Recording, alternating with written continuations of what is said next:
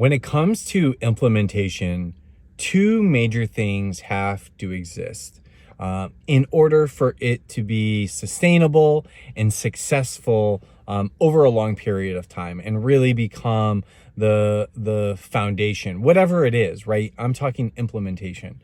And it has to be personalized, and it has to be embedded and looked at through a systems and structures lens.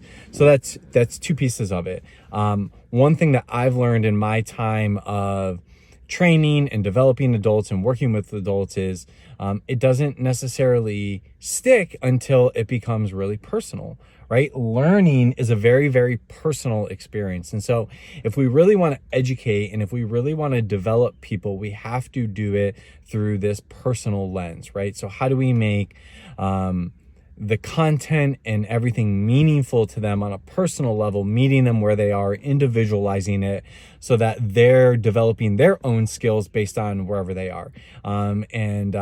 That's one way that I've seen real resonance, real embodiment start to occur is when people actually take on these skills for themselves. But that's the knowledge piece, right? And that does transfer a little bit to action, because when we talk about these skills specifically around emotional intelligence and social emotional competence, it shows up in the world, right? But when we're talking about their day-to-day, when we're talking about their learning environment, right, we want to go from knowledge to action. And one of the things that helps us bring it to action is then stepping out to the systems and structures lens, right? Thinking about what systems and structures are in place and how do we actually get those skills to be able to transfer so that they're living and breathing, right? If there's no space for the skills to actually be developed, nurtured, and grown, then it's going to stay in the knowledge section. So it's really, really important that when we're looking at implementation, not only are we looking at the personalized side of it, but we're also looking at the systems and structures, right? How is the learning environment set up, whether that's on a classroom level or a school level, right? What protocols are in place? What structures are in place? What do you guys have going on?